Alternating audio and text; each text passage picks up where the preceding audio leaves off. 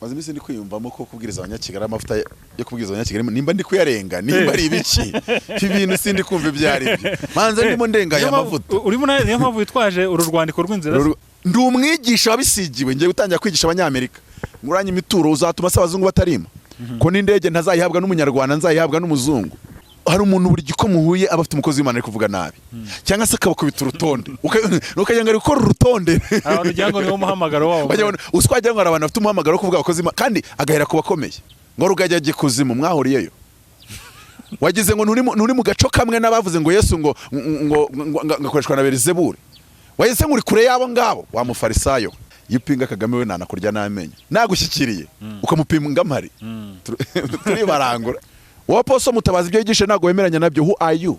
Who do you think you are? Imana yamamagaye igusize yakubuze. Hari n'abantu bazi ko ngo mu bya Kristo twese tungana. Nicyo kisha abantu.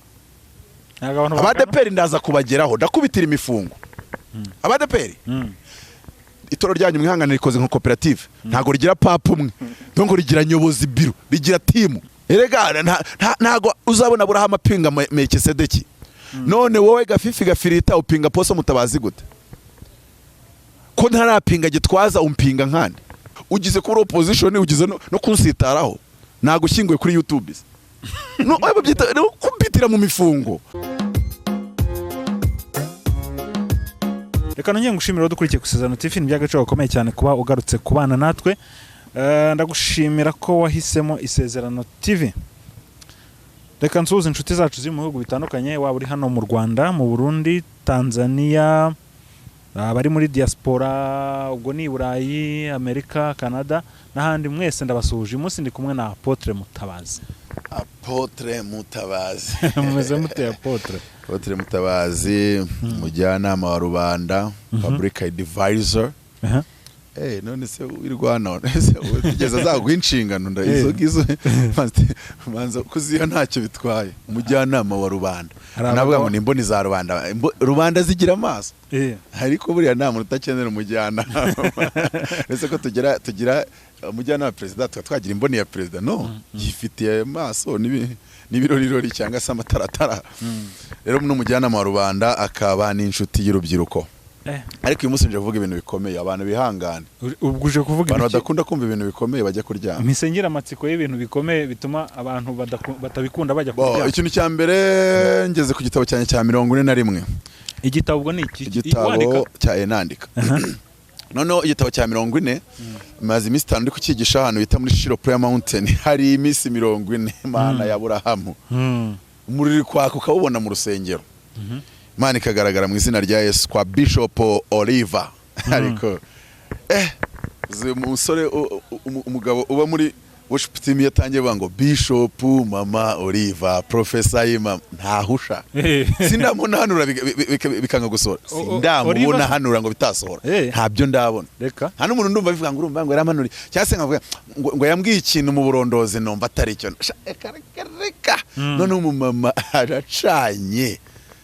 Amasengesho ameze nabi. Ubwo abantu tubararikiye kujya bajye ku munsi wa kangahe? Bagiye mu izina rya Yesu. Ariko se ko nshaka gukora iminota mikeya. Uretse ko maze imisi ndi kwiyumvamo ko kubwiriza abanyakigali amavuta yo kubwiriza abanyakigali nimba ndi kuyarenga nimba ari ibiki ibintu sindi kumva ibyari byo manze ndimo ndenga ya mavuta. Urimo niyo mpamvu witwaje uru rwandiko rw'inzira. Urwandiko rw'inzira nuko visit arajyamo. Data nkorera ategeka byose. Izina rya Yesu imyaka 10 bateramo umuntu ajya haleluya. Why photo ira?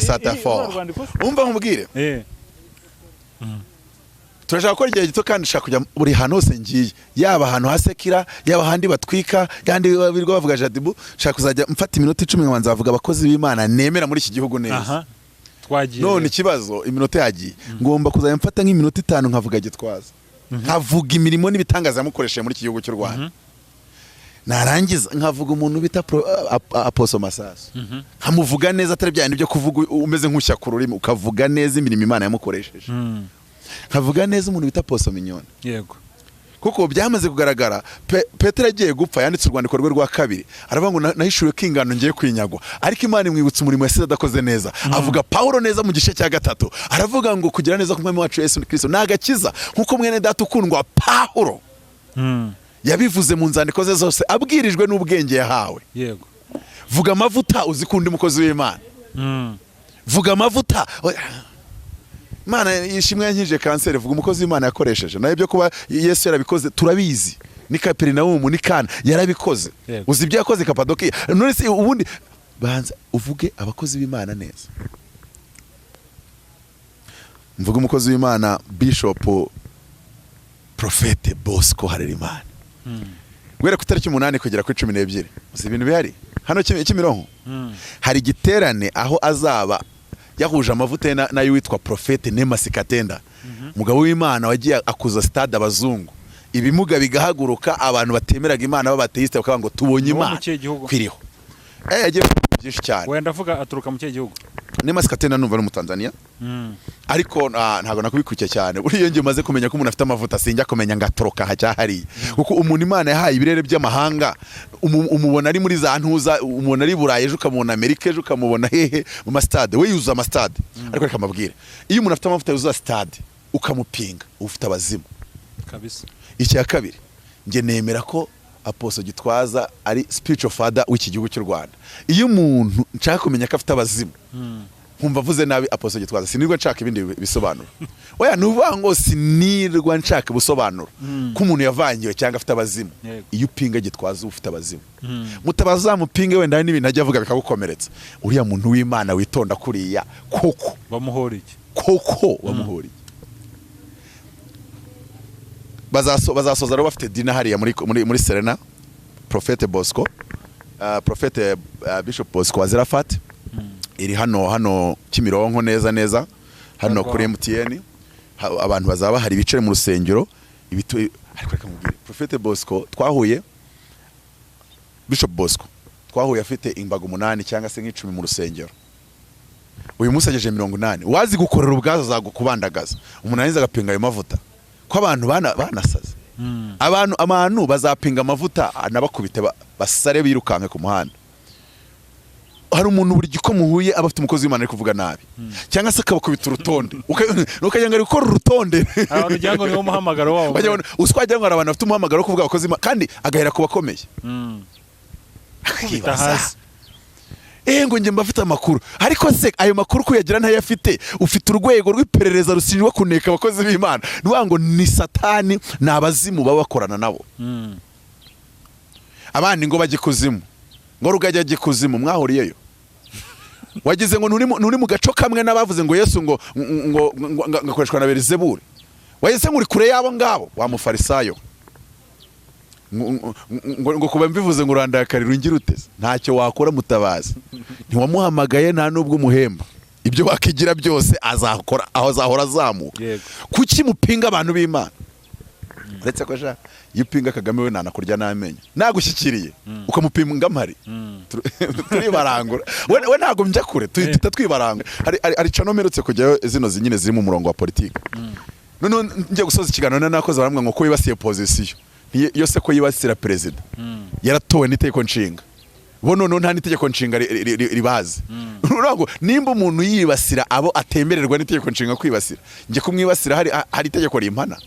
So aho ngaho tuwe twavuye ariko nyine hari ikiganiro mperutse gukora ku icano yanjye yitwa project 14 project 14 umujyanama wa rubanda niko cano yanjye isigaye yitwa. Abantu mugende mukore subscribe nima mukunda politike yuzuye mu bumana mugende mukore subscribe kuri project 14 project 14 umujyanama wa rubanda.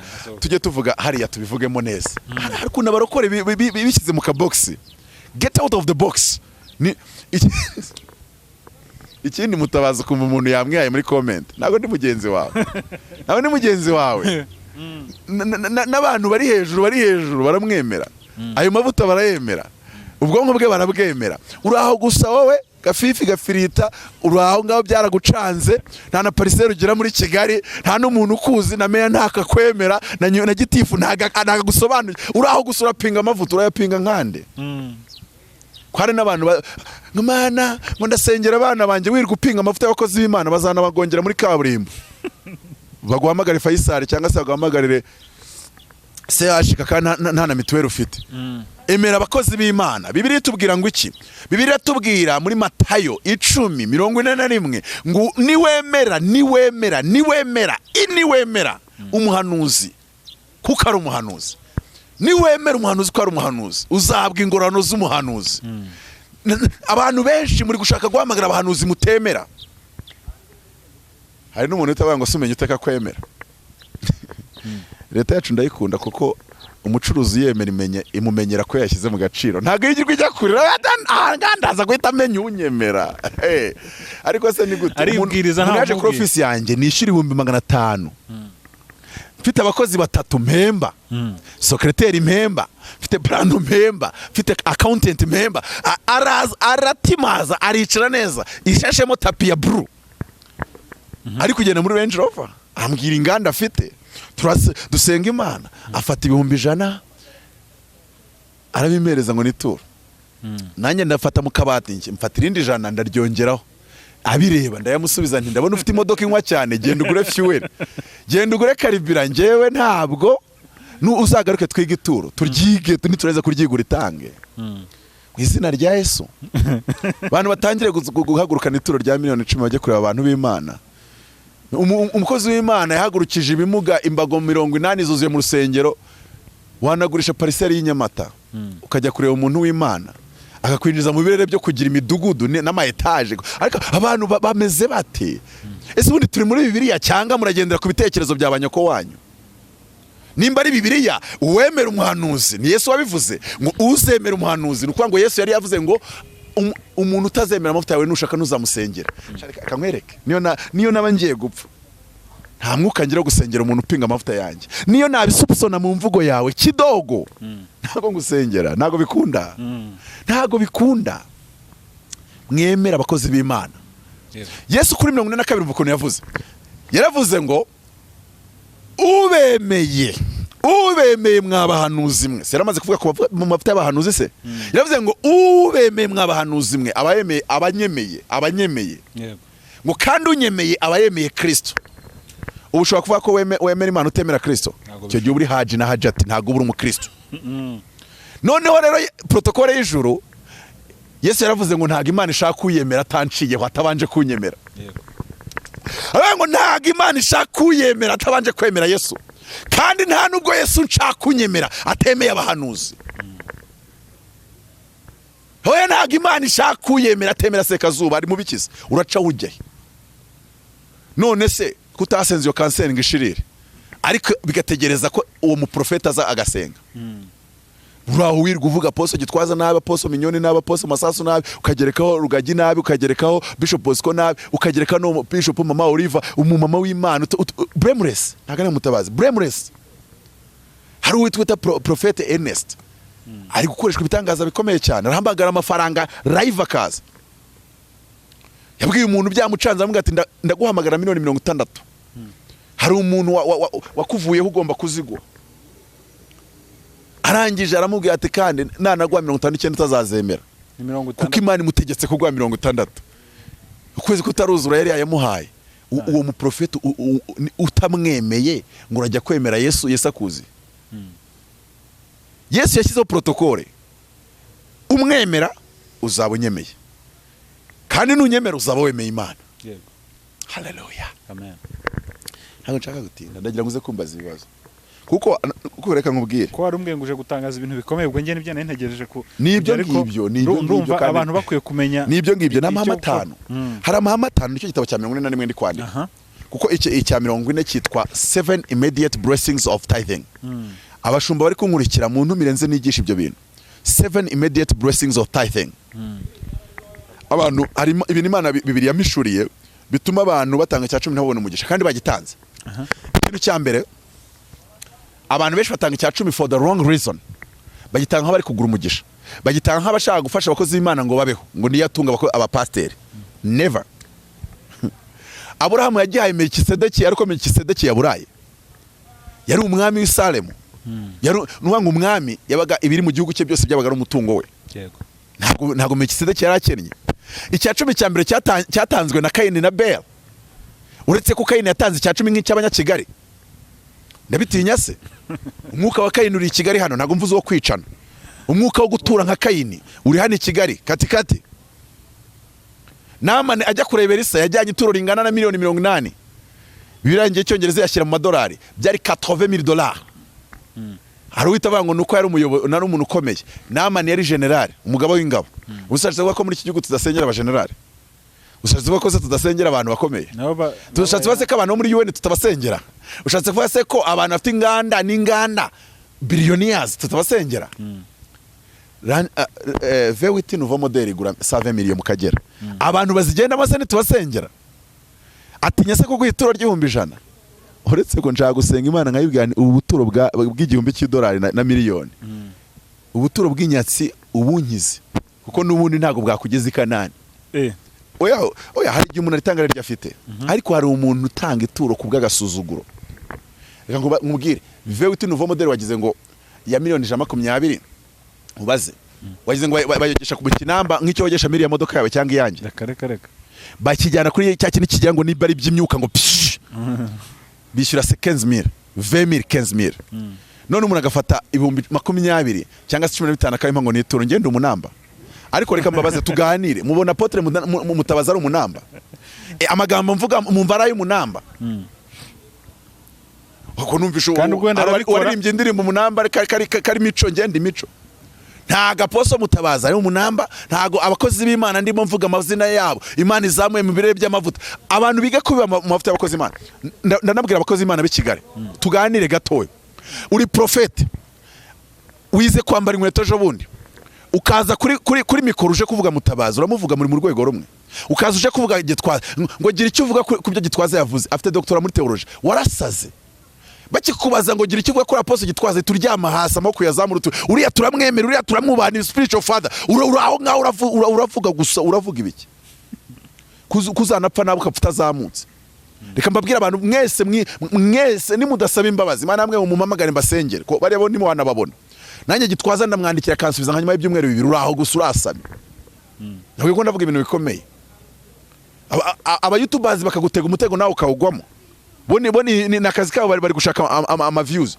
ariko woweho uzabona kaga amavuta kuruta ntago yavuga ninde wigeze abona Yesu yigisha Petero akajya kuranda akamubwira ngo ibyo wigishije ngo ntago nemeranya nabyo wowe apostle Mutabazi ibyo yigisha ntago wemeranya nabyo who are you who do you think you are Imana yamamagaye igusize yakubuze nigeze kujya muri studio ya radio imwe umunyamakuru amwanga ariko poso ngo bira mwaka icya 10 n'amaturo ngo buriya subwe skoro ngo nge ntekereza yuko ngo mwakwiye ngo kujya gukora akazi stop nabamubwira ni mu gihe cyose ndi muri studio yawe mu gihe cyose ndahanga nda poso ntiwongere kumbwira ngo ndatekereza ko ntago twaje kumva yo opinion ntago twaje kumva ibitekerezo byawe kandi ikindi numwe ngo biriravuga ngo kuko ni nje uhagarariye Imana hano muri studio ndamubwira ngo nucyakomeye cyo birivuga ubisabe witonze we ngo apostle dusobanura icyo uriya murongo muri birivuga namwana n'ikindi gihe nujye umbona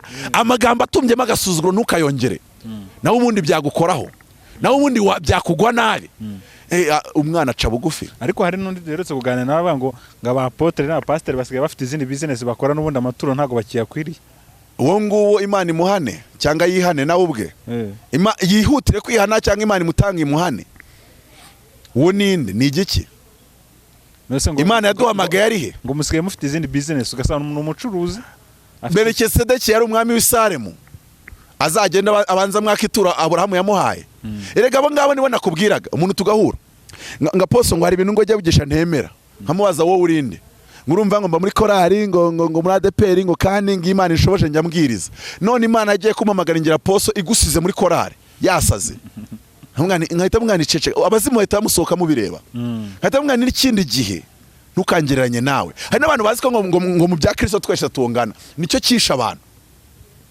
ADEPR ndaza kubageraho ndakubitira imifungo ADEPR nese kankubaza wari wabona umugaturika kwisi umwe mpita mfukama muri bitaka ni hane uvuga nabi papa umukaturika umwe ntibibaho wari wamubona none se papa wa Zion Temple ninde ni Gitwaza kuko papa ni umushumba bamwita umushumba wa gaturika kwisi none umushumba wa Zion Temple kwisi ninde ni Gitwaza ntago ujye ubona abantu birwa bamuvuga nabi bana ba muri Zion rimwe na rimwe warangiza ukambwira ngo ibyo ndi kuvuga surumva none se aho gaturika babikuye kubaha papa wabo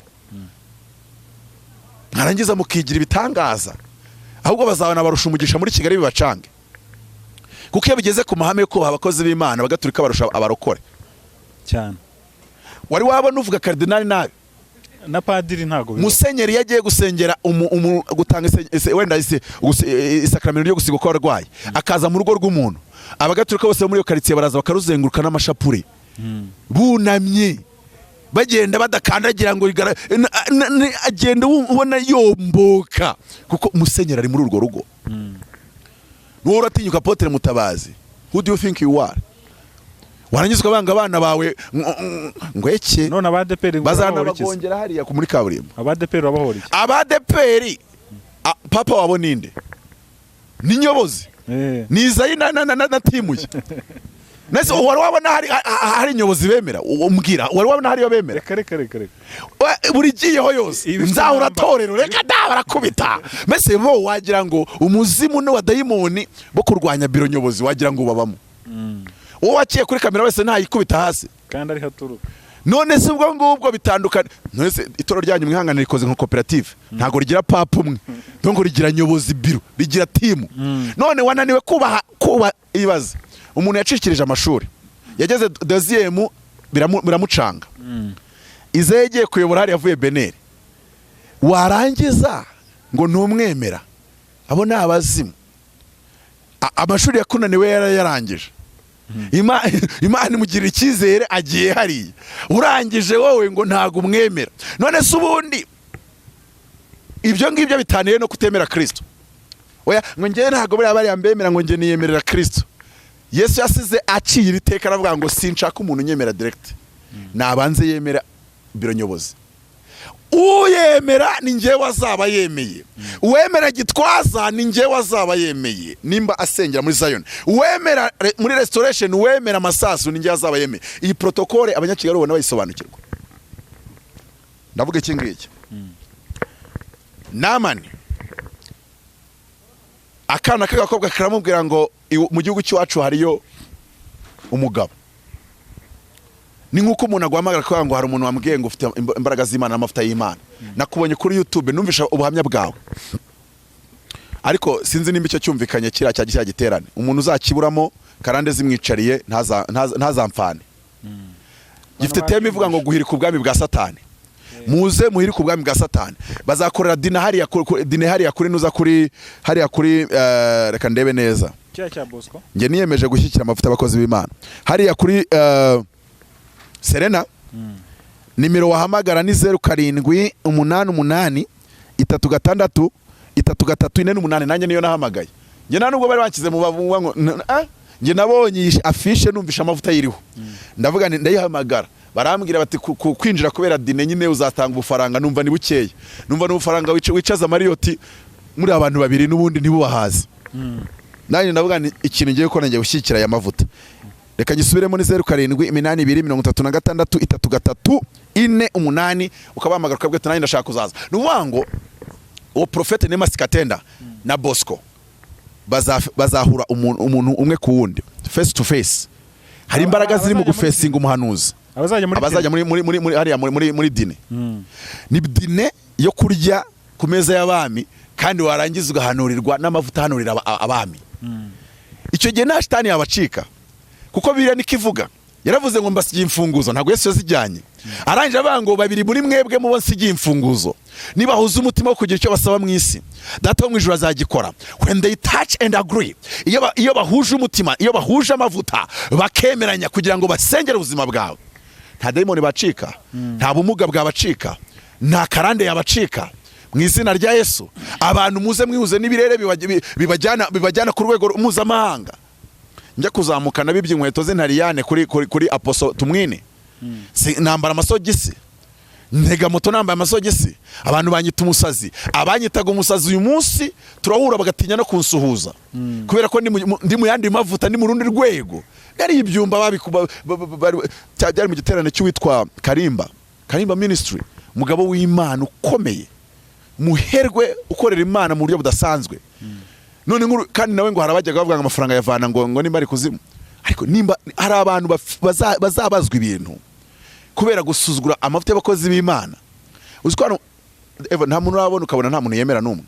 ugashaka bate ko nta muntu numwe yambwiye ko yemera mu bapadiri seri makire nta mwemera mbese nta muntu numwe yemera mu bo hanze y'igihugu mbese ntiyemera Major One, Prophet Major One, ntiyemera TB Joshua, ntiyemera Chris, ntiyemera Alfrukao, ntiyemera Benhin, mbese ukabwiza none se wemera ntiyemera Bonke, mbese Yesu aravuga ngo ubemera abo ngabo ni njye wabayemeye kandi unyemera abayemeye Imana.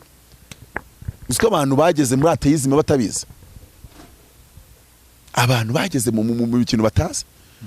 Abanyakigali Mukayimana aheretse ko ngo mbabwire ngo nubwo mwihaye abasireye queen ariko umwuka bariho ni mu bikorenzo w'abasireye queen. Nese abasireye queen umwuka uri kwa basireye queen tubashinja se ubusambanyi. Hari undi uzubashinja ubashinja kwica abantu se ubashinja se kugambanira igihugu. Ibyo nibyo byaha bibi cyane.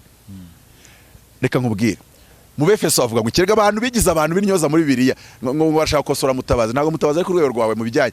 I'm a teacher by calling. Ndi umwigisha wabisigiwe ngiye gutangira kwigisha abanyamerika. Nguranye imituro uzatuma se abazungu batarimo. Ko n'indege ntazayihabwa n'umunyarwanda nzayihabwa n'umuzungu. Nyatsi gusa. Abantu batura amadolari 100 shaba bagira umunwa. Abantu batura amadolari 100 bagira umunwa shaho. Akababwira gabanya umunwa. N'abatuye amadolari 10,000 ntago bavuze. Hari wigeze kubikinisha amavuta abahindura abana be babiri. Sinana bisengeye. Arababirindura ampamagara asaba imbabazi. Amanirinde tura. Hangi ati rwose ibintu nabonye sinifuza. Ndavuga ni ibaze no iyo natura nabi. Ariko abantu baretse gukina n'amavuta. Ko tubonye abantu amavuta yakubise. Nagiye mu rusengero ndigisha amatura ava ku 40,000 ajya kuri 420. Yikuba inshuro hafi 11. Bimara amezi 6 buri cyumweru buri kwezi batura 1,200,000 1,200,000 baraturaga 100 mu kwezi. Manza barampaye mbere primo 25 nabwo ubona bafinina. Uzikuntu birivuga mu migani aravuga ngo mwana wanjye niba kubwira ngo ngwino duce ibico tubamire bunguri ngo tuzasangirira hamwe tuzateranyiriza hamwe tuzagabanira hamwe turinganize ngo ntuzabemerera. Biriya ni imbaraga zo guhuriza hamwe. Abakozi b'Imana 5 bagahuriza hamwe. Yari urusengero nigeze kujyamo bampaye microphone ngo mbanzirize umuhanuzi ukomeye. Ndangije ndumva ari Prophet Ernest. Mfata iminota 5 muvuga neza, muvuga amavuta Imana imukoreshejemo, muvuga ibirere Imana imuzamuyemo, muvuga abakozi b'Imana Imana yamuje n'abakabibamo, mvuga ibiterane mpuzamahanga bitandukanye n'ubagiye kujya Belgique, mvuga uburyama, mvuga amavuta muriho. Mbese magarara mu mavuta ya Petero ari kuvuga Paulo ngo ari mu bwenge bw'Imana. Nanjye mvuga amavuta ari kuri Prophet Ernest. Njya kwiyicarira. Bantu batutatubwiriza ndavuga ntacyo mvuga. Ni mwemera umuhanuzi. Navuga ngo muzana amafaranga muyazane. Navuga ngo mupfukame. Navuga ngo musakuze murakira ibitangaza by'Imana. Nahana envelope y'100 meze neza. Ndagenda nicara Marriott. Niki kintu numva nifuza. Natura umugisha. Kandi babonye umugisha. Aho umuntu arajya ku gatuti akakiharira akamara isaha bamuhaye iminota 40 akamara isaha n'igice atanavuza umushumba neza urahuri mu biki. Ari yahuza amagambo nibyanditswe ntazi kubibwiriza ubwabyo ijambo ntaryo yumva. Ariko arashaka kumara igihe kirekire kandi ikindi ahubwo yajya ku gatuti agashaka kwasenyera abakozi b'Imana. Ku gatuti ntago ari ahantu basenyera. Icyambere urasenya abantu bakurusha amavuta ukumva yuko wagira amavuta gute. Warwanyumva mvuga gitwaza nabi. Turi off mic warwanyumva muvuga nabi. Warwanyumva mvuga masasu nabi. Warwanyumva mvuga poso minyone nabi. Warwanyumva byibuza mu bwiherero mbavuga nabi.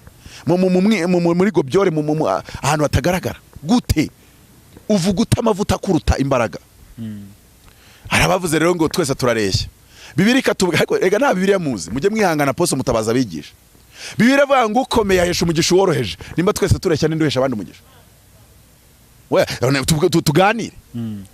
Ngo twese ngo mu bya Kristo ngo nta urutundi. None kukomeye ahesha umugisha woroheje. Na Aburahamu ntago yigeze avuga ngo twese turareshya. Yamenye ko Melikisedeki akomeye kumuruta. utinyuka ute?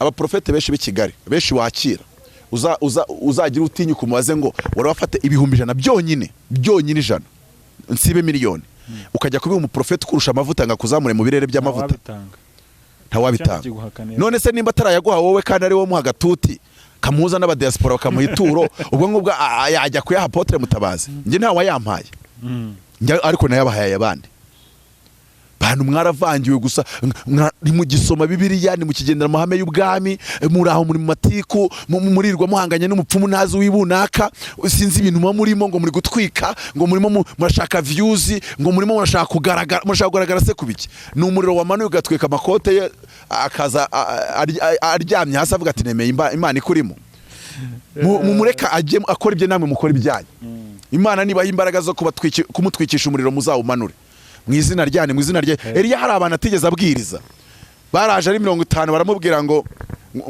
mukozi w'Imana ngo barakudutumye ngo manuka vuba vuba n'agasuzuguro ngo manuka vuba vuba aravuga ati ntago manuka ahubwo umuriro nimba n'umukozi w'Imana umuriro numanuka watwike. Hari umukozi w'Imana wamamagaye afite agasuzuguro arimo yitumwesikora umukozi w'Imana nubahaye muri Kigali ngo yamwasituro ngo ry'amangoro ry'amadolari 700 none sura yafite ati nukuri Imana yampaye mugisha amafaranga ndayafite atariko nanga besikoro musobanura amasaha 3 ndaje kumusobanura ndamugana isubira nsobanura ibyanditswe n'ibindi bitandukanye ndumva kuko namubwiye ijambo riri mu bare w'14 rivuga ngo nibajya guhumanura umuntu bakabona bamukiza icyago cye bamutuma ituro. Namwana ikibazo ni kimwe urabona amavuta muri atagukiza icyago cyawe yakubwiye ko Imana imubwiye yuko wakira icyago cyawe ati none si ikibazo urakemanga amavuta muriho atoya rero sura muhereza ayo madolari 700 ahubwo unamusaba imbabazi agusengere ukiri icyago cyawe. Arahita avuga ngo ibyo byari mu isezerano rya kera none se ko daimoni yajwigirizaga abantu isezerano rya kera kibajwigiriza muri shyashya none se ko deliverance uvuga ko uyemera nimba wemera deliverance n'ituro rya deliverance ugomba kuryemera mu izina ryane mu izina rya Yesu. Ariko abantu bajye bareka kwigira intyoza za Bibiliya kari twe bigisha tukayibigisha. Njewe umuntu utari umwigisha nagashobora kumpagarara imbere ngavuge ngo sinemeranya n'ibyo wigisha. Who are you? Who do you think you are? None se yangize umwigisha kugira profete kugira ngo uza kuvuguruza inyigisho yanjye ko najya mvuguruza se message uvuze ngira irakubwiye nimba nemera amavuta yawe nawe emera yanjye. Haleluya. Nunyemera uzaba wemeye Kristo nunyemera ituru zarirya uba profete bose bankurikira abemera amagambo mvuga muzabona ituro ariko abayapinga ntaryo muzabona narike mwabonaga rigiye guhagarara mu izina rya Yesu. Urabihanuye upinga nkandi none se ampinga gute erega ntago uzabona Abraham apinga Melkisedeki none wowe gafifi gafirita upinga poso Mutabazi gute ko ntarapinga gitwaza umpinga nkandi hoye reka mbabwire kandi ikindi ntuzampamagare harabo njya mbyumvana akaguhamagara ko yangara kwemera ashaka gupinga gitwaza naramwumvisha umwe cyababiri unyemera utupinga gitwaza ko wanasaze ngo umuntu kwemera agomba kuba yemera n'abandi bakozi umuntu nyemera agomba kuba yemera abo nemera umuntu nyemera agomba kuba yemera abo nemera muri icyo kintu kirumvikana umuntu nyemera agomba kuba yemera abo nemera. Navuga neza papa wo kaza ufite amagambo atumbyemo ibintu ntazi byari byo nimba unyemera emera abo nemera. Undi nibuka ariko ngo yahise ambwira ngo ndumva umuntu umurusha amavuta ngo reka ariho nsengera nero kankugira inama nge Mutabazi ndahenze shaka uwo mugabo agusengera ni kuko nge nijya kusengera atanga 3,000,000 ni n'amadolari 3,000 mbimubwira openly kandi iyo ngeretseho kurahira nabandi ndakurahira Uwiteka nkorera unakuye 100 ntago nagusengera ni kuko waje ufite agasuzuguro usuzugura abakozi b'Imana. Ndababwiza ukuri ntago turabanamba ngo mujye mutugira ifundigira ibivuzo. Fata kamoto simbuka wowe ugenda na moto uragenda na vewe tugafatisha umukozi w'Imana kamoto fata umushoferi umubwiye ngo genda uza n'umukozi w'Imana azasenga Imana. Ikindi hari umukobwa ejo twaturi kuri cana imwe andi imbere n'umudamu w'umuhanuzikazi uyu muhanuzikazi turaganira mbwira ukuntu ngo yasengeye 50,000,000 zarahagamye ahantu umuntu ati mbabara tusengere bamara ukwezi barasenga 50,000,000 ziraza ndamubwira none se yagwaye ituro ngo yanga urumva ngo nta nubwo yongeye kunyita kuri telefone ngo akabwira ko ari busy. Ari busy uko ushatse kwigira busy wamaze kwakira igitangaza. Umuriro w'Imana umanuke. Nta mikino mfite. Mu bwami bw'Imana wahemukiye abanyakigali nuko tugera mu bwami tukazanamo imishinyiko. Usanze generali mu barracks wagize ngo yakuzanamo ashyiramo imiyaga. Oya nimba musaza bunaganira hanze umusanze mu kiga yobora mu batari yanayobora arakubita we ntago waza no kumureba nabi birahanirwa no kumureba nabi birahanirwa. None ukansanga mu barracks yanjye y'agatuti kamavuta office Imana yanteretsemo. Uwo muntu wari uri kuregwa 700 namubwiye ngo no kuba ngusobanura ituro nanjye urampa iryanjye ntigenda umuhereze 700 nagaruka umiryanjye. Ni kuko isaha 3 mfashe ngusobanurira urampemba wowe 3 mfashe gusobanurira abana banje biga mu ishuri ryawe. None se umwenda madamu yambara ni wowe umugurira namwani nanjye urampira indi turo. Yumva ibintu birakomeye nabwani nuko bikoze ubwami nuko bikoze amahame yabwo nuko akoze. Amavuta nuko kuko abanyakigali bashatse kwinjira muri dimension za prophecy na healing na deliverance bataza amahame yayo. Iyo yinjiyemo ugakina n'amavuta aragukubita. Nza abantu benshi abo bantu bamaze amezi 6 batarafunga miliyoni cyangwa 500 ngo bayohereze umukozi w'Imana. Nica kanyaguraga pariseri kubera iki?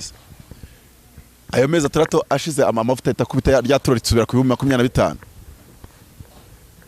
Nese ari imikino hari. Uwo mukobwa namubwiye ni rero Bibiri yivuga ngo iki ko abantu benshi reka abantu banyihangane kubera kugira spirit yo muri ADEPR. Reka nkoresha iryo jambo abantu banyihangane sinjye wabwiye ngo bigishe ubyo bigisha ndabakunda ndabuba ariko nimba bari hanze ya Bibiliya ntago mbemerera.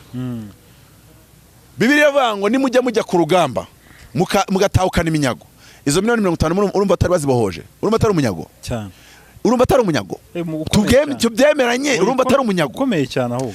Noneho biri kavuga ngo nimujya muzana iminyago kimwe cya 50 1/50 muzajye mugihereza Eleyazari umutambyi. Kimwe cya 50 cya 50 nangahe? Ni 50 gabanya 50 ni kangahe? Imiliyoni imwe wijya ku miliyoni imwe. Mbwira umudamu niba taragwa miliyoni yawe imwe pfukama hasi kubite basubire gusenga kuko igihugu kidakubita imbwa buriya cyorora imisega. Ni wowe uri kuborora kandi ejo bazagusuzugura. Ndavuga ni ukuri ndakurera Uwiteka bazapfa batakubashye. Uwo mudamu yayisebereza miliyoni 3 ako kanya amaze kuzohereza arambaza ngo wazibonye. Ndavuga nazibonye ariko reka mfata iminota 10 ngucyurire mu izina rya Yesu. Ndamaza ndayakwibye ndakweskorotse ntuyatanze ubigambiriye ubishaka ngo ariko wowe badusobanuriye abakozi b'Imana musobanura abantu ituro dore muraza kuri kamera mugasenya ituro twahura muri gobyore ngo nimbahereze 10 cya veni ngiye guhagarika kuyabaha Imana iherutse kumwe ngo nimpagarike kuyabaha ninjye uborora. Mwananirwa kwishyura inzu nkajya kubahereza 100 ngo mwishyura amezi 2 mugezemo ninjye uborora ntago nzongera kuyabaha. Muvuga ituro abantu babohoka muvuga ituro muri sobanura abantu babohoka. Ngo Imana inyeretse ko twasenga yose kanseri gashirira wikihuta. Bibiliya bavuga ngo numara kubona ko wamukiza icyago cye mutuma ituro. Ariko ubundi musoma Bibiliya zanditswe na banyoko wanyu cyangwa niriya nzi yitwa Bibiliya yera ni ntagatifu ni. Yesu yaravuze ngo abakora imirimo Paulo yaravuze ngo abakoraga imirimo mu rusengero bagabanaga ibyo mu rusengero. Abo uyu muse baragabana. Urumva abangaba nabwirije muri rusengero twari twagabanye. Ariko ari abasatuzi baturutse ntago bongeye ngo bagushake se. Kare abantu wigeze mu basenya abasatuzi ni bashaka basature bazana basature. None se ko nyine umusaruro uboneka ni mugabane unibasatura bazasature. None se urabagira ute kuko iyo badasatuye amaturo basatura intama bakagutwara nk'eshanu z'ingenzi. None se uzabarenganya cyangwa se yamuhamagara avuye kuri cano nk'uko akabanza akagusenyera aho ngaho muri inbox. Ni gute sare bukubake kandi nawe ubwo yazaga kubwiriza iwawe waramuriye. Kozi b'Imana mugabanye imitwe mugabanye ibintu byo kwigwizaho mugabanye ibintu byo kwirebaho. Abantu muhembwa miliyoni 3 mufite na vewiti mugafata bavuga butumwa bushake ngo nibakabahereza 10 ku ruhimbi baba blessinga.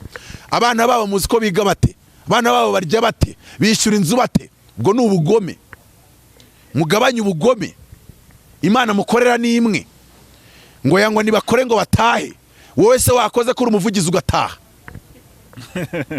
ntago ushumbye wowe wakoze kuri umuvugizi ugataha cyangwa ugatahira vewiti kwigira n'umunyenga uryoshye mureka abakozi b'Imana bakire babone umugisha abana babo babeho neza ntago nashumba abantu 30 cyangwa 50 bafite Green Hills Sparrow Vision he nahe aboroheje Kigali Parents ngabana banje batajya Green nukuri nabasohora iyo bigezaho ngaho mbaka General Mubarak senda gusohora wowe utwara ya Range Rover y'umutuku nawe wa Vewiti sinzongera kubabona hano mushaka handi nta mategeko abihana soka ntuzagaruke nimbara watura kuzaje kuyatura handi abantu bagizwe abashumba ariko banga kuvugisha ukuri kandi abakozi abantu b'Imana tusengera tubateza kaga umuntu aza kuvuga ngo twagiye nagiye Dubai mwansengeye none nkaba ndi guhomba bimeze bite hariwo meruka hariwo nibuka yashoye miliyoni 10 twasenze tumubwiye turarizigiza abonamo miliyoni 70 Imana irabyemera runguka aranje afata za 70 yanga gutanga ituro asubirayo yakuyemo 0 kurungi y'amatwi nanubwo yakuyemo 1000 0 yahombeye majerwa kuko imari yasanze yose yarangiritse hatarimo no yarasanze yose yarangiritse utakuramo n'igihumbi ucuruzamo amavuta aramukubita amavuta utubahara gukubita amavuta utubahara gukubita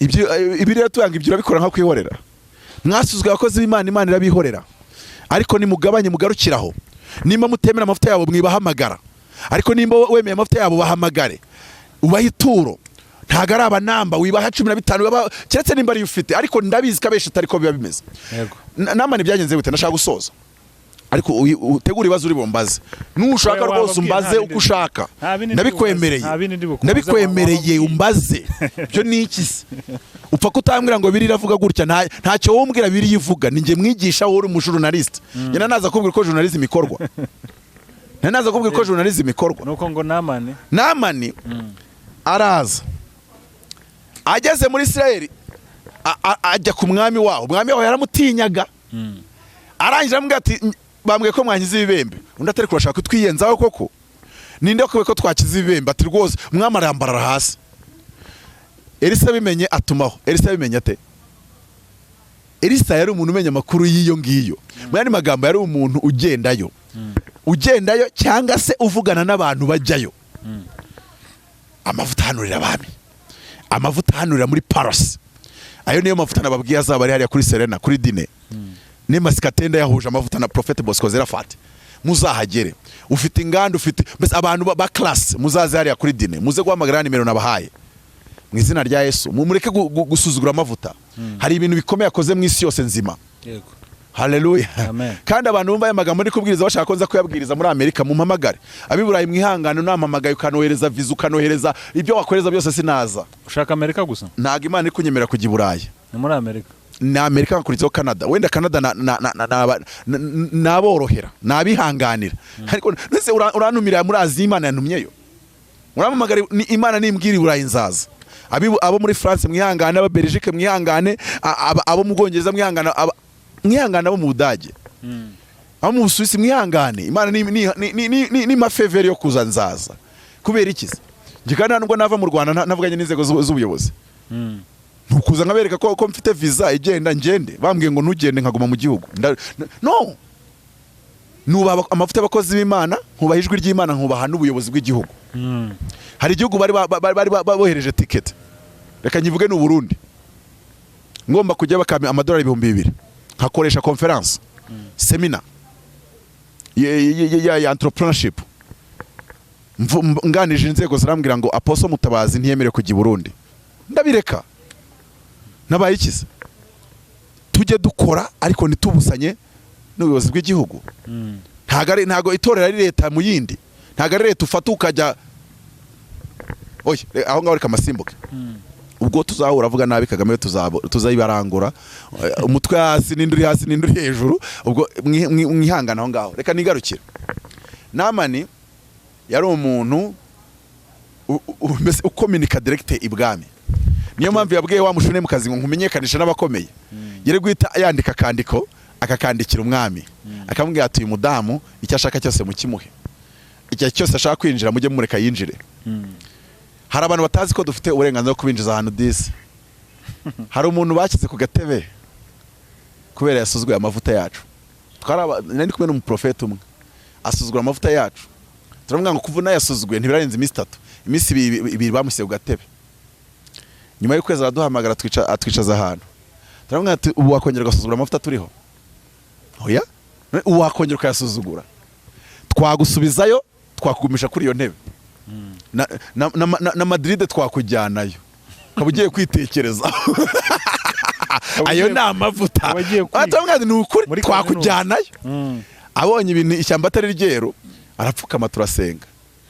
Ntabwo yajyaga apfukama, icyo gihe yarapfukama. Turamubwira tuti ukwezi kutararenga urasubirayo, urasubira mu kazi, ariko uzatanga ituro. Yagiye yamara amezi 6 ataratanga ituro. Nyamavuta yanjye ntabwo ukorera bikamara amezi 3 turatanga ituro n'ukuri. Imana izagukubite, nta nubwo ngusabira, mbyatuye ndi kuri kamera, izagukubite ntabwo nzagusabira. None se ko wowe wasuzguye amavuta, ko wowe wasuzguye amavuta, Yesu aravuga ngo ntimwakize muri 10, kuki ari wowe ugarutse wenyine? Nuko ari wowe wari ubashye amavuta. Yego. Namani uwo mugabo yasubiye mu kazi. Muri covid warongera mukubita agatebe, singe wahera. Murakoze, mukomeze musuzugura amavuta, ubwo icyo muzasarura nimwe muzakikoreza amaboko yombi. Namani ajya kureba Elisa, ageze kuri Elisa amutumaho Gehazi. Nta nubwo Elisa bahuye na abantu basuzugura amavuta y'abahanuzi. Reba generali umwami atinya, ageze kuri Elisa aramubwira ati nta nubwo mpura nawe, amwoherereza Gehazi. Nimba abantu badusuzugura twahuye face to face, tuwohereje Gehazi bamwumva? Gehazi aramubwira ngo guma aho ngaho, undi ngo atangira gupinga ngo njye nari nzi karasohoka akandembarembya. Ngo wari uzi ko kuri opinion zawe aho ngaho kutarajya kwa docteur ngo mubwiye ngo nari nzi ko utari mu ntera rushinge, nari nzi ko utari bunuzemo imyenda. Ntago umuha oda yuko akuvura. Urabwira umuhanuzi ibyo akora gute? Noneho aramubwira ngo genda wibire muri Yorodani 7.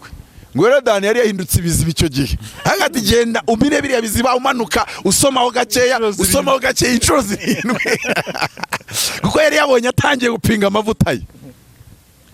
Ari umugabo nakunze, yabonye umuntu uremereye cyane ku ntuga aje kuyanga musengere.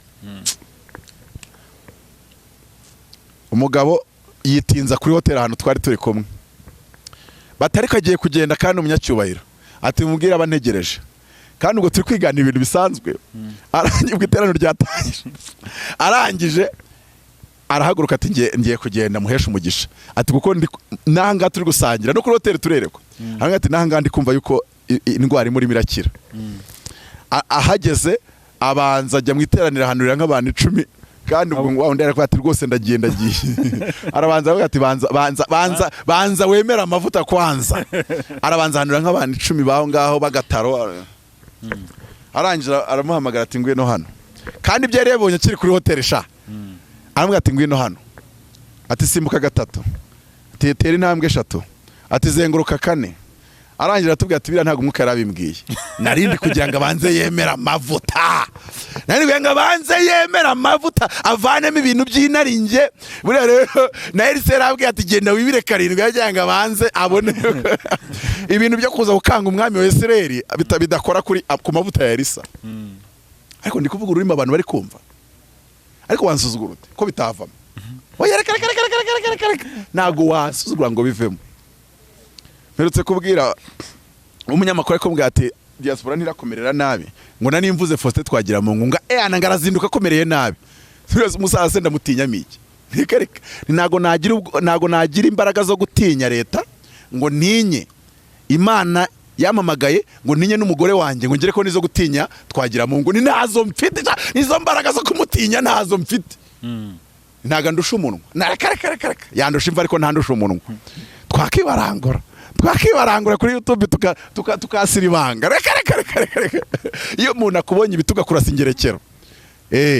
Baboneranye FPR ko baravuga ntibasubize. Ubwo se bavuga Mutabazi reka nkwereke. Umukozi w'Imana ntabwo twasubirikanya muri media. Ariko hagurutse uri opposition ukavuga ugatinyuka posa Mutabazi twagereka. Reka aho twagereka. Hari ibyo nubana ibyo ntagira. Ariko ntago nze uzasanga nimo mvuga abantu nabi, Shadibu muvuga neza, ubuyobozi nkabuvuga neza, ariko ugize kuri opposition ugize no kunsitaraho nago shyinguye kuri YouTube. No ababyita kumpitira mu mifungo. Reka tugiye ku musozo. Elisa yarasobanukiye amavuta ya gihanuzi. Yego. Arangije aramubwira ngo ituro ryawe Imana integetse kutaryemera. Miliyoni 80. Yari yazanye ngo n'imyenda yo gukuranwa 30. Ahindukiye Gehazi aca ruhinga nyuma aramukurikira. Ngo abonye Gehazi, reba umuntu wabonye Gehazi ari kuza gusa agahita amanuka ku ndogobeye. Urumva icyubahiro Namani yubahaga Gehazi. Nta nubwo abanyakigali bacyubaha abaprofete. Nta nubwo abanyakigali mu cyubaha ba Elisa. Hariya nigeze gusobanura impamvu abantu b'i Kigali bariho umwuka mubi kurenza w'Abasireyi. Nabigusobanuriye? Ntabwo nabisobanuye. Ntabwo bisobanuye. Mu Efeso aravuga ngo ntihakagira umuntu muri mwe ubonekwaho ubusambo cyangwa ubugugu. Ariko gusenga ibigirwamana. Ni ukuvanga ijuru greed, kurya ruswa, kunyereza imitungo ya leta, kurya ya compassion, ijuru ribibara nko gusenga ibigirwamana. Mu byaha icyaha kiruta ibindi ngo ni ugusamana ko bikorerwa mu mubiri imbere. Ariko hejuru y'ubusambanyi ubwo n'ubusireye. Donc icyaha gikorerwa mu mubiri n'ubusireye kugira ngo tuvuge mu mvugo iri bwumvikane. Ariko icyaha kiri hejuru y'ubusireye ni ugusenga ibigirwamana. Kuko ntago ubusireye bifata generation, ntago bizana karande. Ariko hari karande ibitaraturutse mu kiryango ukayikururira ni ukurya utw'abakene. Ni ukurya ya compassion. Ni ukunyereza amafaranga y'igihugu. Mujye mubareka barye. Rucagu niwe wavuze ngo iyo uri ingoma igukura amenyo. Iyo unyereje y'abakene Imana igukura amenyo cyangwa ikazayakura urubyaro rwawe. Nta kibazo. Mu mbuto sesese ko se hari uwo mubona cyangwa bagosora hari uwo mubona. Iyo uriye utwara rubanda Imana niyiza kukwishyuza. Yego. Dawidi ntago yabicitse. Yafashe umugore wa Uriya. Imana yamubwira ngo nukuri nzabikuryoza. Urabona kuri iki cyaha kiruta ubusireye. Nuvuga ngo ni greed. None ka nkubaze. Iyo umuntu wogesha imodoka y'ibihumbi 15 amaye 15 nta greed wumvamo. Nta bugugu wumvamo. Nta bugugu wumvamo. None se urumva uwo muntu atari mu bikurenza sireye. Uwo muntu ni mu bikurenza sireye. Kuko Shadibu yatumye nakira ituro. None uwo nguwo ari gutuma arashaka ko mburara hari. So magambo make yanjye ndikureba umubi hagati y'abantu babiri nkabona umubi. Ose abona ndi umunamba, abona se ndi umuntu urarira imodoka ye, mu bintu byose yantekereje miki. Ariko reba nk'urugero reba iyo Elisa ajya kubona akabona Namani aje abebetana $1,000.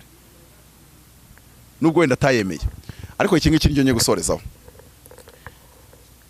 Namani warugeze kuri Gehazi agiye Namani yubashye Gehazi kuko yari aziri ihame ry'umwuka ngo ni nubaha Gehazi ndaba nubashye Elisa kandi ni ubashye Elisa aba yubashye Imana yamuhamagaye. Uri kumva iki kintu? Yego. Iyo ubashye Gehazi uba ubashye Elisa kandi iyo ubashye Elisa uba ubashye Imana. Ntago Imana ishaka umuntu yubaha direct, irashaka umuntu ubaha Gehazi.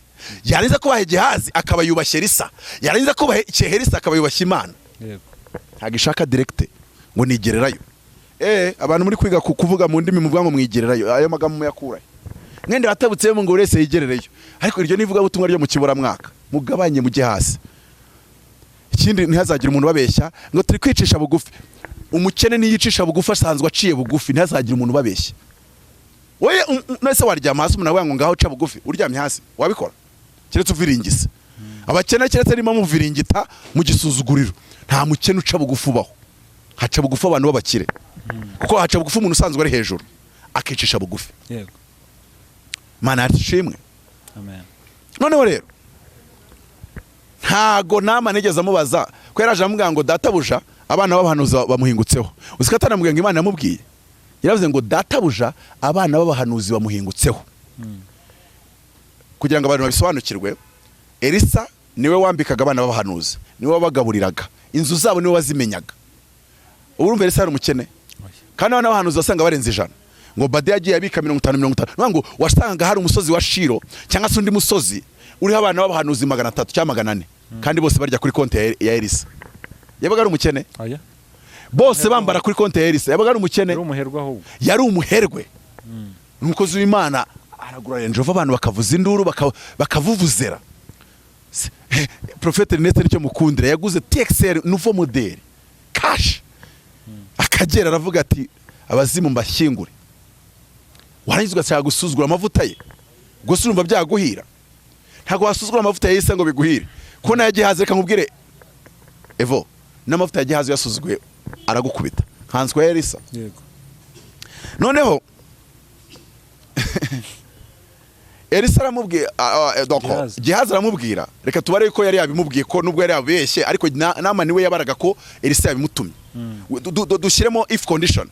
Iyaba Elisa yari yabimutumye, dore ikintu Namani yakoze. Yaramubwiye ngo agutumye iki? Imyenda 30 yo gukuranwa. Imyenda yo gukuranwa yari imyenda ikoreshwa mu birori. Nk'iri yabatumye Samson. Yari imyenda ya high class. Ababizi amaduka y'amakositimu ahenze i Burayi, usanga ikote rigura $3000, $2500, $2000, $1500. Ugasanga ni suit imwe. Kuzimana arambara suit ya 50 akumva karabyuka ajya gutwikira kuri iryo twaza. Ntago urambara suit $3000 muvande. Rekera ibintu byo kwisimbukuruza mu mavuta. Ko nuyisimbukuruza mu mavuta uzapfuta arenza aho ugeze. Ariko nuca bugufi Imana izakuzamura. Noneho tubare ko yari suit $500 amusaba 30. Suit 30 gozagaza ngahe? $45,000. None ntago yarazanye $80,000, yarizanye cash $80,000. Azana na suit zihagaze agaciro ka miliyoni zirenga 50. None gihazi kuko yarako gihazi ntiyagiraga yerekwa. Gihazi we yakururaga amakuru. Wa muntu hano uri ibintu asanzwe azi kuri wowe. Nabo bagihaze. None gihazi rero bibonye ko yazanye amasuit ameze neza cyane. Arangije arakata ahita ati databuja ntumye imyenda yo kunanwa 30. Muzasome biriya neza. Ntago nama nigeze ajya gupereza, kandi generali abafite team abayagendanye nayo. Ntago agenda wenyine generali. Agenda na team, harimo team ishinzwe ubutasi. Na team ishinzwe ibintu bitandukanye. Yego. Byari byoroshye ko nama niyohereza team ishinzwe ubutasi akamenya nimba Elisa yatumye gihazi. Ntayo yohereje. Stop doubting. Nimba umushumba wahagaze kurimba akavuga ngo muzane $30,000 dukora umurimo w'Imana, genda ugurishe parcelle ya Nyamata. Stop doubting. Garika buri Imana bimubwira, garika si Imana buri ngo ntago ibona yuko turi muri crise. Nimba bivuze Imana bimubwiye cyangwa itanabimubwiye, hari Elisa ntago yigeze avuga ngo Imana yaramubwiye ngo ntago gihazi yavuze ngo Imana yabwiye databuje Elisa ngo duhe imyenda 30 yo gukuranwa. Iramubwiye ngo Elisa abonye abana b'abahanuzi bagiye gukora ibirori. None databuja arantumye. Ntago ari Imana bimubwiye, databuja arantumye. Uko niko bubaha amavuta y'intumwa. Uko niko bubaha amavuta ya profete. Uko niko bubaha amavuta y'umushumba. Mushumba yarakwiye guhagarara ari mu mavuta y'ubuhanuzi akavuga ati muzane $30,000, iminota 10 zikaba zirabonetse, atanabwirije kubwitange. Mwamara kuyazana mwese akabaturaho ibintu bikomeye, akabaturaho ibirere bibinjiza ku rundi rwego, kandi mukabigeramo. Yego. Mushumba nigeze gutanga atumaho $16,000. Hanze hari imodoka zigeze muri 15, zimwe za $1,000,000 n'izindi za 15, izindi z'8, izindi arabura. Kije ntago nari mfite amafaranga, nari mfite mu mufuka 550, mfata 500 mitanyabiba aho ngaho. Ndavuga ni iyaba nari nyafite yose ngo mitanyatanga. Ndavuga ni iyaba mwari muza amavuta ari ku mushumba wanyu. Umuntu nk'abagiye agahita afatira ikimodoka kiranza agahita kigurisha, bamukamamo 20 agahita zana 16 akaziba ku mukozi w'Imana. Nimuzi ibyo mukina nabyo. Elisa ntago yari kubwira gihazi. Uzi iyo Elisa abwira Namani atuma gihazi, Elisa ntago bigeze bahura. Iyo atuma Namani, iyo atuma gihazi akamutuma kuri Namani, akavuga ati rero ituro wazanye rya $80,000 niyo myenda yo gukuranwa ndabona biciriritse, genda uzane ibikubye kabiri ibyo wazanye. Uzi ikintu yari gukora nicyo Aburahamu yakoze. Yabwiye abagabo batatu ngo barabamarayika, arabwira ati mube musigaye ahangaha mumbabarire ntimutirimuke, ngo ahita agenda ajya mu rwuri rwe. Ibyo bivuze kugenda ukagurisha pariseri. Ahita agenda ajya mu rwuri rwe, ngo ahita afata ikimasa cy'umushishe, ahita abwira umusongozi, ahita agishyiraho neza. Imana ishimwe. Ndumva ngiye gusoza. Imana ishimwe. Twasoje ahubwo. Twanasoje. Imana ishimwe. Uko niko abahanuzi bakwiye gufatwa. Ariko murashaka ko mugira abahanuzi bose bashoka babageza imbere, ariko ntago muzi protocole yo mu bwami igenga ikirere cya gihanuzi n'icya deliverance n'icya healing. Nuko nguko bimeze. Abashumba mutumira poso Mutabazi, kandi mutumire mu cyubahiro. Imirimo y'Imana ikoreke mu izina rya Yesu. Abari hanze y'igihugu, abari mu Burayi, mumwe munyihangane. Imana ni imfungurira imiryango y'Iburayi nzabibabwira. Abari muri Amerika nibo. Ariko umuntu uri i Burundi n'uri Uganda niyo yatanga miliyoni 100. Reka mbivugiye aha. Kumwe ngo gi Burundi ukore igiterane umpe miliyoni 100. Niyo Apostle umamagaye yajya gusinyisha sukuvere kuri president ntago najyayo. Kuko byansaba kubanza gusinyisha kuri leta y'u Rwanda ntago byavamo. So rero hari n'uwari wambwiye ngo ninze Uganda, ubwo igisubizo ndakimuhaye hano kuri kamera. Ahandi hose kandi naho Imana nzabanza nyibaze, mbanze na checkinga mu maranga mutima yanjye nimba mbyiyumvamo. Kambwire Evode, ituru utanze ntirinyeganyeza umutima wa Apotre Mutabazi, ntiryanyeganyeza uw'Imana. Kandi iyo utanze ituro rikanyeganyeza umutima wa profete, icyahanuye cyose kirasohora. Mfite ubuhamya bwinshi nabaha, reka mbemuretse amasaha yagiye, kandi mfite gahunda nyinshi uyu munsi. Sinasoza ntabibukije ngo muhamagare ya nimero nabahaye, reka nyibasubiriremo. Nimurangiza mujye kureba Prophet Nema Sikatenda muhurire ya Serena muri 1-on-1 encounter with the prophet. Hari imbaraga ziri mu gufesinga umuhanuzi. Niyo mpamvu Petero na Yohana babwiye ikirema ngo dutumbire. Hari imbaraga ziri mu gutumbira umuhanuzi. Hari imbaraga ziri mu ushobora gukirira no kuri kamera, ariko hari imbaraga ziri mu guhuza amaso nawe mu izina rya Yesu. Niyo mpamvu Namani yashaka kugira ngo ahure na Elisa murebe mu maso. Niyo mpamvu Elisa yigeze kubwira abami babiri, ntago ikinagera ntakivuze.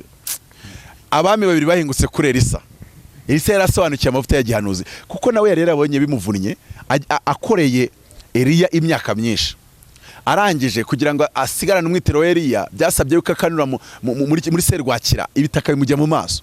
Aya mavuta twayabonye bituvunnye. Noneho abo bami babiri bamugezeho baramubwira ngo ariko ngeri sango turashaka dusengera tujye gutsinda iriya ntambara tugiyemo. Bari bagiye kurwana n'umwami utarakebwe, utanemera Imana, ufite ibigirwamana. Reka mbwire Evode, igitambo kirutirindi kirakimira. Ushobora gutanga ituro ry'ibihumbi 10 by'amanyarwanda, uwakuroze yaratanze atarakarabye, yaratanze yaremeye akagurisha isambu ye, agatanga 10 by'amadolari. Ndakubwiza ukuri ntago wabohoka. Reka nkubwiye ntago wabohoka, ntago byavamo. Isi y'umwuka igira amahame amwe namwe akagucanga, ntago byakunda. Isi y'umwuka igira amahame. Noneho abo bagabo baraje, abwira umwami umwe, aramubwira ati wowe dore ko nta nituro muzanye. Ntuzi ko se ijambo rivuga ngo ituro rihosha uburakari. Yego. Uburakari Elisa yari afite uriya mwami, iyo aba yazanye ituro ntago bwari kuba buhosheje. Ariko aramubwira ngo wowe iyo utari kumwe n'uwo Yehoshafati, ati nta nubwo ubu nciye iryera. Nuko Elisa yarazi imbaraga ziri mu gufesinga amaso ye. Aramubwira ngo ntago ubu urebye mu maso hanjye iyo utari kumwe na Yehoshafati. Arabwira ati none se undi mwazanye ituro? Bati wapi? Mushake nanga byibuza mucurange. Ati none se muri kumva nabahanurira gutyo gusa? Aranga ati wowe nakabaye nkubwiye ukagenda ukareba abahanuzi ba nyoko naso. Niko yamusubije. Ibi ngibi usubije umuntu ukavuga ngo genda ujye kureba abahanuzi ba nyoko naso, wagize ntiyavuga ngo urirata. Elisa aramubwira ngo mba nkubwiye ukajya kureba abahanuzi ba nyoko naso. Atariko kuko uri kumwe n'uwo nguwo. Kuko uri kumwe n'uwo nguwo. Uzwara ibintu Imana ishobora kudakora uri mu isengesho ikabanga, ariko kuko uri kumwe na Apostle Mutabazi, kuko uri kumwe kuko wavuze neza amavuta ya Gitwaza, kuko wavuze neza kanaka, kuko wavuze neza uriya, kuko kuko wabavuze neza. Ndi gusoza. Yarabasengeye, yarabahanuriye, yarababwira ngo hagiye kugwa imvura itakubye, ngo muce impavu zirindwi, barazica, ngo hagiye kugwa imvura itakubye yuzuza izi mpavu, ngo kirababera ikimenyetso cy'uko muri bitsinda intambara. Elisa ntiyari umuhanuzi, ni Imana ni yari muhaye message, reka bagere ku ntambara. Bageze ku ntambara batsinda wa mwami, baranje kumutsinda muri phase ale. Uzi icyo bita kamubaka muri football? Gutsinda City igitego kimwe, yani igice cya kabiri kagukunyagira bitanu. Icyo bita kamubaka. Wa mwami yaragiye afata umwana we w'imfura ngo ari kuzaragwa intebe ye, amutanga igitambo cyoswa. Uzi kuntu igitambo cyoswa bagitangaga, baratwikaga gahinduka ivu, hakuriya Isaka yaragiye gutambwa. Afata umwana we, ateranya abaturage b'igihugu bose n'ingabo zose, akora igicaniro cy'ibyo bigirwamana bye, arangije ashyiraho umwana we wagomba kuzaba umwami akamusimbura. Afata inkota musogota igihugu cyose kireba. Ari icyo gitambo. Arangije amutwika igihugu cyose kireba, ngo abasirikare babazabiranwa n'uburakara ako kanya. Imizimu nyine aterekere yabinjiyemo. Uko rero imizimu yaterekeye yabinjiyemo, niko hari igitambo utanga, imbaraga z'umwuka wera zikakwinjiramo, imbaraga zikinjira muri business zawe, imbaraga zikinjira mese ahantu hose zikashagajaga, zigakubita abanzi bawe ureba. Baraje bakubita babami babiri bahanuriwe na Elisa, kuko nta turo bari batanze. Ariko tujye twiga amahame. Wa mwami yaraje arabakubita, arabirukankana, arabanesha, bicamo abantu benshi. Mugabanye ibyo bango murasengera abana banyu musuzugura amavuta y'abahanuzi. Mushumba wawe na Sare bari hafi kwimusoramo ngo mushumba ngo atura ku bana banje, arabatura iki? Baraje batsindwe mu ishuri banabagongere mu muhanda ngo nabatureho. Mureke gukerensa no gukina n'amavuta, kuko biri kubateza umuvumo n'akaga gakomeye. Ngiye kugwa nimero, niba wumva wemeye amavuta nabwirijemo umpamagare, nimba wumva uyapinze igumira huri. Ntago nakwakuye. Ntago mu bakozi b'Imana bavuga bigura, n'umuntu mpinga arabizi neza ko Mutabazi avuga ibyo atekereza atigura. Ntago rero ngiye gutangira uyu munsi kujya ari umuntu ujya kujya kuri channel ukumva ari kuvuga ngo sha ngo ngiye kuvuga iri jambo, ngiri ijambo rivuze ngo baraguhereza. Basigaye bavuga ijambo bazi ko iyo barivuze ari bwo mubahereza. Narinda nanapfa, narinda nicwa n'inzara, ariko yampamagaye nimba impaye message ngo nyibahe ndayibaha nteditinze, ntayigoroye, ntanayigobyoye. Reka mbaye nimero, yandike neza, shaka uyandika nyiguhe. Ni 07 8 8 30 95 13. Akamenyetso ko guteranya 250 7 8 8 30 95 1 Uwo ni Apostle Mutabazi. Wumva wemeye amavuta muriho, nta cyakubuza ko mwandikira kuri WhatsApp. Nunyandikira ukabona nta gusubiza, uzihangane. Ntago urusha agaciro namani umusiriya ubahagwa n'umwami, ariko yagera imbere y'amavuta ya Elisa bikamusaba gukurikiza protokole no kubanza kwigishwa kugira ngo azamuke mu birere byo kubaha amavuta. Twasomye ijambo ritubwira ngo niwemera abahanuzi uzaba wemeye Yesu, niwemera intumwa uzaba wemeye Yesu, niwemera Gihazi uzaba wemeye Elisa. Ibyo nama natakoze ku kimwe mu bikora abanyakigali. Uyu mwuka urusha kuba mubi wa Kaini, ukarusha kuba mubi uw'abasilayi queen, ubusambanyi. Uyu mwuka w'ubugugu, uyu mwuka wa greed, umwuka w'usambo, uyu mwuka mukura he? Uyu mwuka nubasohoke mu izina rya Yesu. Reka naturi umugisha. Uwiteka Imana yampamagaye, mpagaze mu birere by'abakozi b'Imana wahamagaye nubaha, mpagaze mu mavuta wampaye nka Apostle Mutabazi. Mpesheje umugisha umuntu wese wakiriye ijambo, mpesheje umugisha w'utunzi umuntu wese wakiriye ijambo, mpesheje umugisha w'ubwenge umuntu wese ubibye muri iri jambo mu izina rya Yesu. kuko wampaye ikirere cy'ubwenge, mbahesheje ubwenge mu izina rya Yesu. Mpesheje abana babo ubwenge, zamura IQ yabo mu izina rya Yesu.